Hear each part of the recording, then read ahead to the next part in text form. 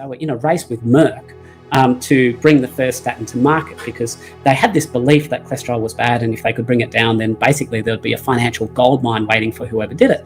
And what they reliably showed was that people with the lowest LDL level would die far more early than people with the highest LDL levels.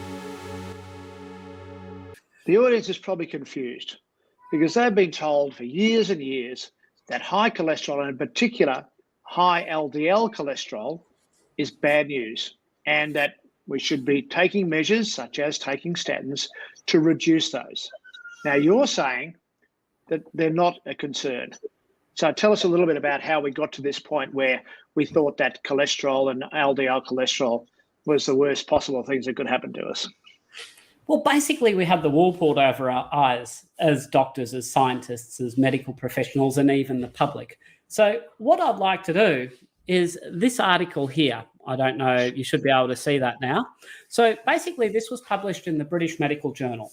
And this is what we call a systematic review. The big problem with research, as you know, Peter, is that people have a tendency to cherry pick what little bit of research they want from here, from there, what have you, that little bit of science that will support their particular point of view.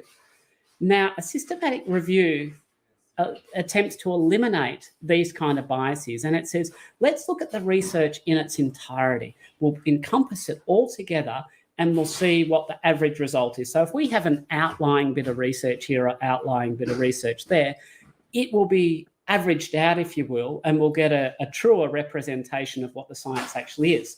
So this was a systematic review. It was published in British Medical Journal, one of the world's most prestigious medical journals, and it was actually a systematic review looking at people's average level of LDL cholesterols and their longevity, how long they lived.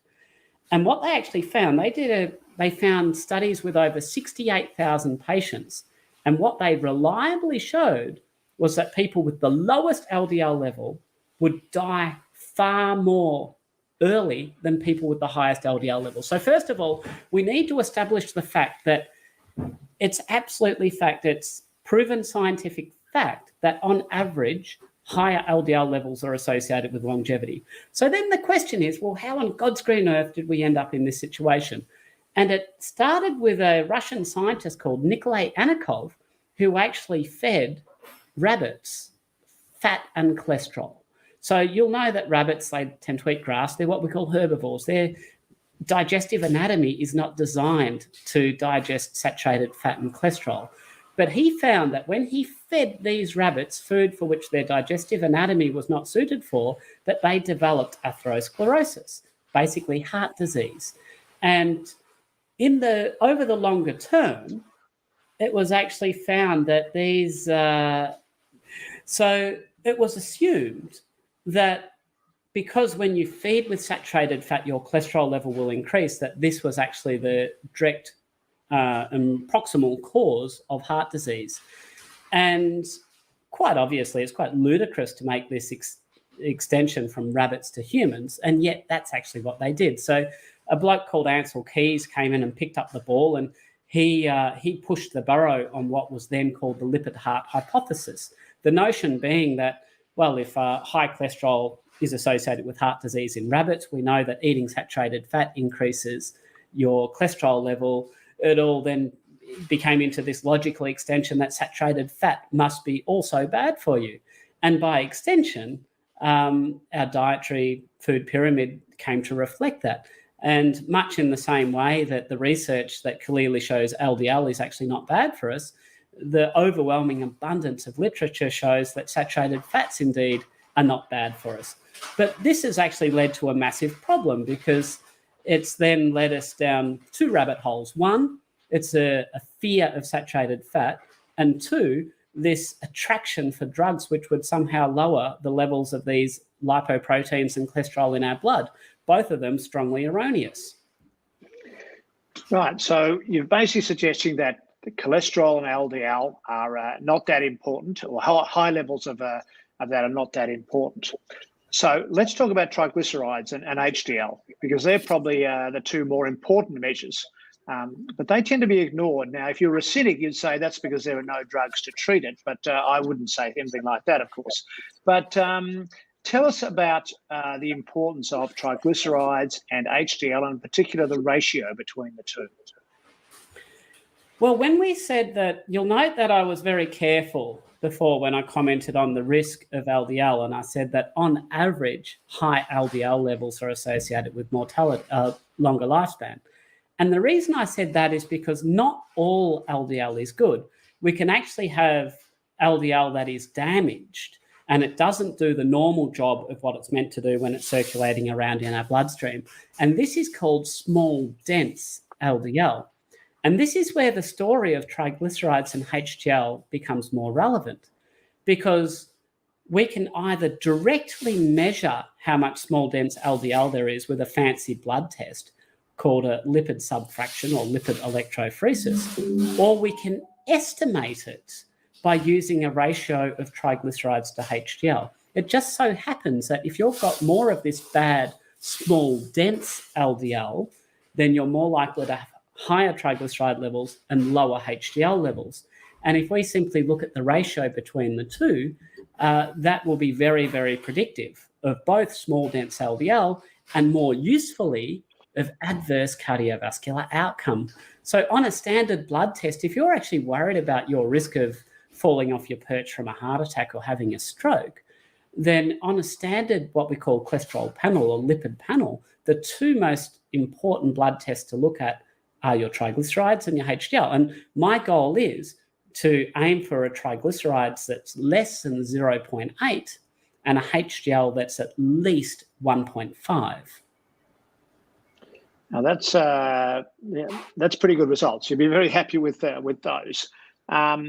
What about the ratio? It's interesting, in those lipid panels, they have a bunch of ratios they often put at the bottom, none of which is actually the only one that's really relevant, which is the triglyceride HDL ratio. So you actually have to work that out yourself.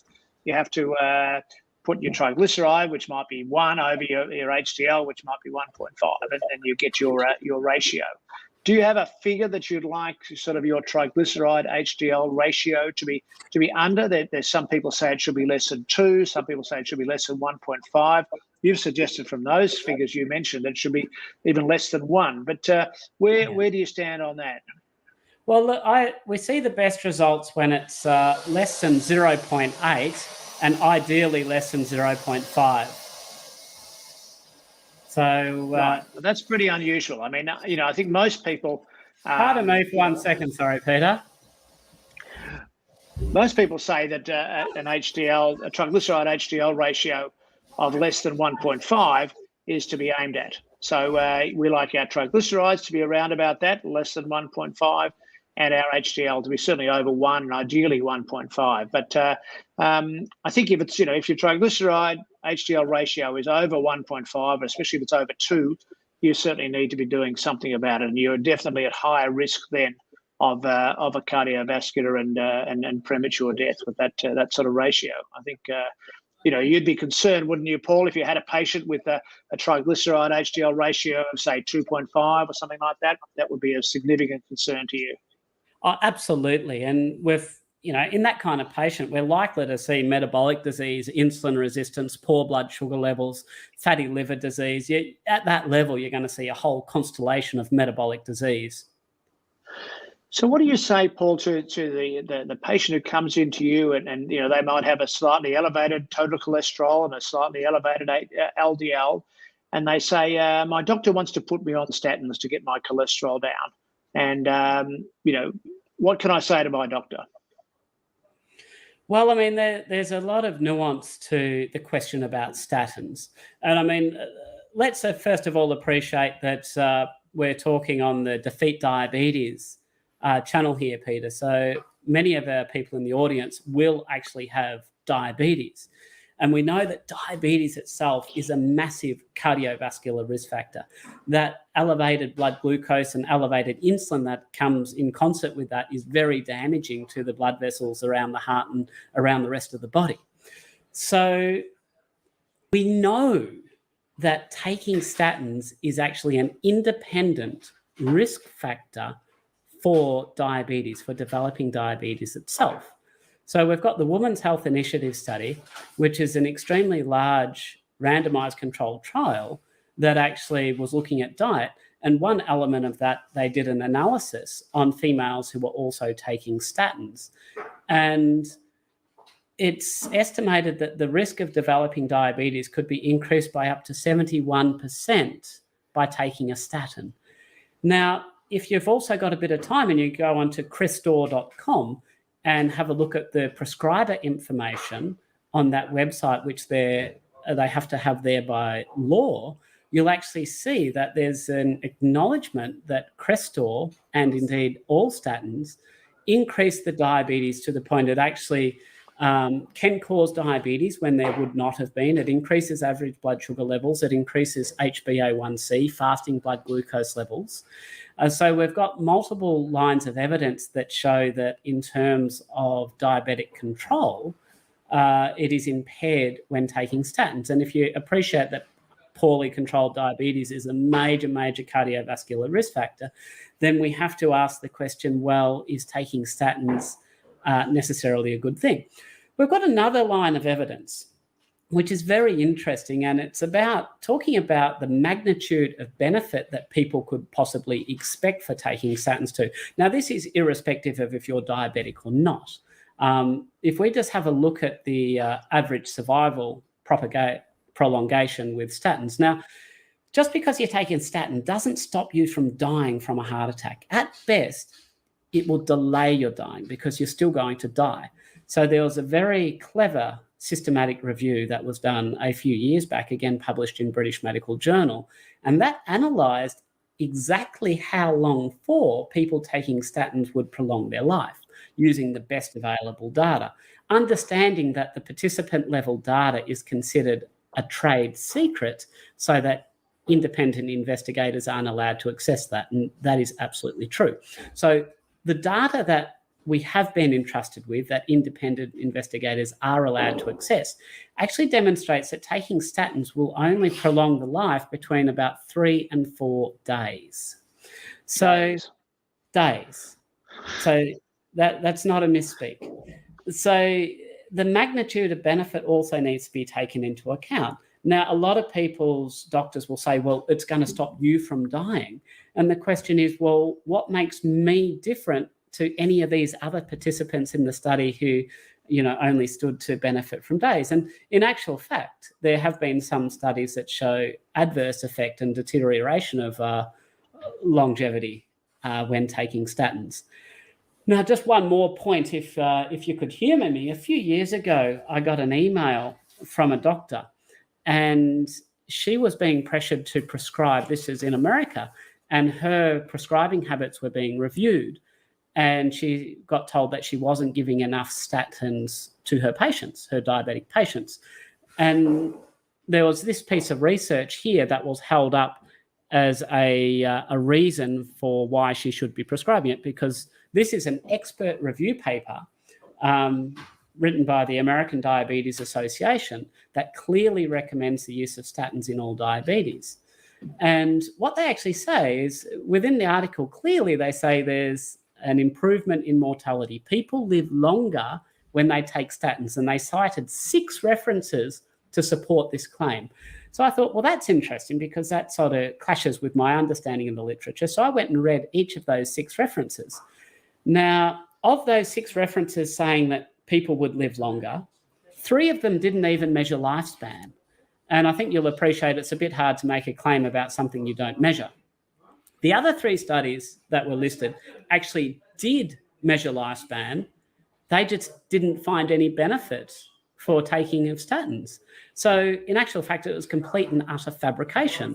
And I think it's important for people to know that even very well-educated, caring, conscientious doctors can be misled. You can read an article like this and take it at face value, which is what most of us will do. And unless you've got the time and the urge to really go down into the nitty-gritty, you'll have the wool pulled over your eyes. So the question about whether to take statins or not, it's one that obviously we can't provide you today. Peter and I can't provide it to any individual who's not our patient. But it's worth having a conversation with your doctor. You can ask about the research that showed that there was only an extension of a few days of mortality. Ask about where's the evidence that this is going to benefit me. And if you are a diabetic and you understand that statins have been shown to worsen blood sugar control, it's reasonable to ask your doctor, well, is there any potential or putative benefit of taking the statin? Is that going to more than offset the deleterious effect of what it's going to do to my blood sugar level? There's also the issue of all the different side effects of statins. You've mentioned the diabetes link with taking statins. What about some of the other side effects? Because a significant number of people, probably more than 25% of people, stop taking their statins after a fairly short period of time because of side effects. Oh, absolutely. And the side effects is underdone. So there's multiple ways that drug companies can distort the literature on statins. So one of their favorite ways is to have what we call a run-in period. So I was just reading a study the other day on statins, and what they did is that they gave, before the trial started, they gave everybody a statin.